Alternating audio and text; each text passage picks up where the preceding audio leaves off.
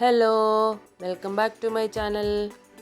ഇന്ന് ഞാനിവിടെ കയ്യിൽ കറ പറ്റാതെ ഈസിയായി ഇടിച്ചക്ക 65 എങ്ങനെ ഉണ്ടാക്കാമെന്നാണ് കാണിക്കുന്നത്.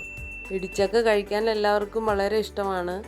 പക്ഷെ അത് ഒന്ന് നന്നാക്കി അതൊന്ന് ക്ലീൻ ചെയ്തെടുക്കാനായിട്ട് എല്ലാവർക്കും വലിയ ബുദ്ധിമുട്ടാണ്. അപ്പോൾ ഞാനിവിടെ എളുപ്പത്തിൽ എങ്ങനെ ഇതൊന്ന് ക്ലീൻ ചെയ്തെടുക്കാമെന്നും കൂടി കാണിക്കുന്നുണ്ട്. കുട്ടികളുടെ കയ്യിലൊക്കെ ഇതുപോലെ ഒന്ന് ഉണ്ടാക്കി കൊടുക്കൂ, വെറുതെ തിന്നുകൊണ്ടിരിക്കും. നിമിഷ നേരം കൊണ്ട് പാത്രം കാലിയാക്കി തരും. അപ്പം ഞാനിവിടെ ഇതുപോലെ ഒരു ഇടിച്ചക്ക എടുത്തിട്ടുണ്ട്. അത് ക്ലീൻ ചെയ്യുന്നതിന് മുന്നേ ഒരു പാത്രത്തിൽ ഇത്രയും വെള്ളം എടുത്ത് വയ്ക്കണേ. കുറച്ച് ന്യൂസ് പേപ്പറും എടുക്കണം, നമ്മൾ അതിൻ്റെ പശയൊക്കെ തൂത്ത് കളയുന്നതിന് വേണ്ടിയിട്ട്. അതുപോലെ നമ്മുടെ കയ്യിലും കത്തിയിലും കുറച്ച് വെളിച്ചെണ്ണ ഇതുപോലെ പുരട്ടി കൊടുക്കണേ.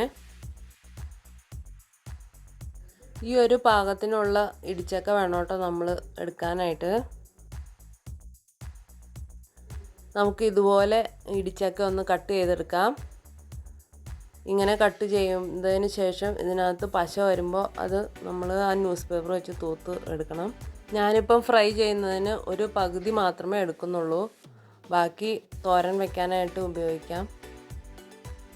വീണ്ടും ഇതുപോലെ നമുക്ക് രണ്ടായി മുറിച്ചെടുക്കാം. അതിനുശേഷം ഇതിനെ ചെറിയ ചെറിയ കഷ്ണങ്ങളാക്കി മാറ്റാം.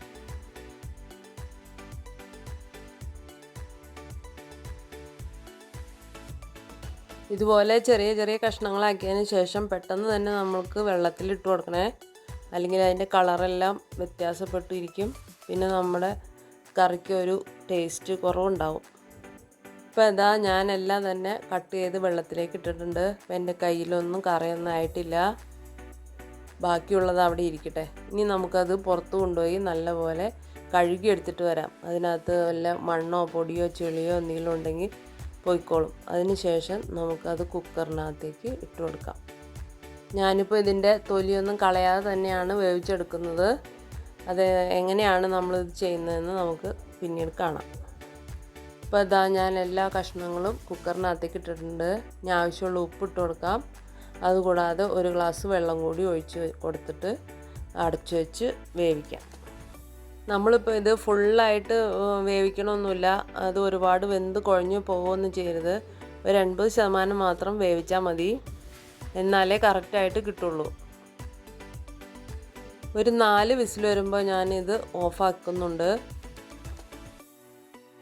ഇനി അതിൻ്റെ പ്രഷറൊക്കെ പോയതിന് ശേഷം നമുക്കൊന്ന് തുറന്ന് നോക്കാം. ഇതാ ചക്കയൊക്കെ വെന്തിട്ടുണ്ട്. ഇനി നമുക്ക് ആ കുക്കറിൽ നിന്ന് വേറൊരു പാത്രത്തിലേക്ക് മാറ്റാം. ഇപ്പോൾ ഇതാ ഞാനിതെല്ലാം മാറ്റിയെടുത്തിട്ടുണ്ട്. അതൊന്ന് ചൂടാറി വരട്ടെ. ചൂടാറിയതിന് ശേഷം നമുക്കിതിൻ്റെ ആ നടുഭാഗത്തുള്ളതും അതുപോലെ അതിൻ്റെ തൊലിയും ഇതുപോലെ മാറ്റിയെടുക്കാം.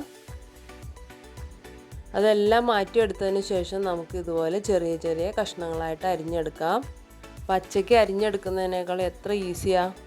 ഇനി നമുക്ക് ഇതിലേക്ക് 2 ടേബിൾ സ്പൂൺ മുളക് പൊടി, 1.5 ടേബിൾ സ്പൂൺ മസാലപ്പൊടി, 1 ടേബിൾ സ്പൂൺ കുരുമുളക് പൊടി, അതുപോലെ 2 ടീസ്പൂൺ മഞ്ഞൾപ്പൊടി, 2 ടേബിൾ സ്പൂൺ പെരിഞ്ജീരകം, ചെറുനാരങ്ങ, ഇഞ്ചി, ചുമന്നുള്ളി, വെളുത്തുള്ളി, കുറച്ച് വേപ്പില, 2 ടേബിൾ സ്പൂൺ കോൺഫ്ലവറും അത്രയും തന്നെ അരിപ്പൊടിയും എടുത്തിട്ടുണ്ട്. ഇനി നമുക്ക് മിക്സിയുടെ ജാറിലേക്ക് നമ്മുടെ പൊടികളെല്ലാം ഇട്ട് കൊടുക്കാം. അതിനുശേഷം ചുമന്നുള്ളി ഇട്ട് കൊടുക്കാം, ഇഞ്ചി ഇട്ട് കൊടുക്കാം, എടുത്തു വെച്ച വെളുത്തുള്ളി ഇട്ട് കൊടുക്കാം,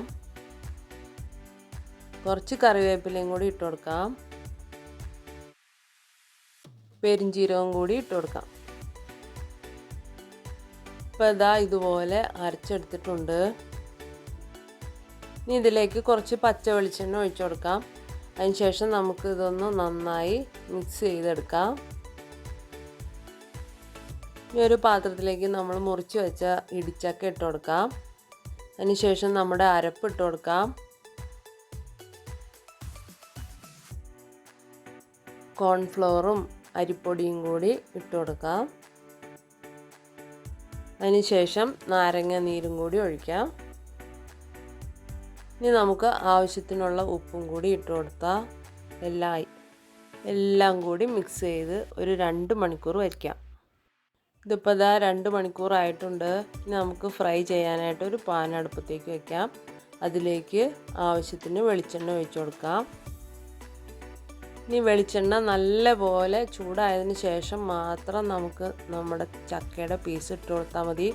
അല്ലെങ്കിൽ അതിൻ്റെ മസാലയെല്ലാം വെളിച്ചെണ്ണയിലേക്ക് ചാടി പോവും. ഇനി നമുക്ക് ഓരോന്നായി ഇട്ട് കൊടുക്കാം. മുട്ടാതെ ഇട്ട് കൊടുക്കണേ.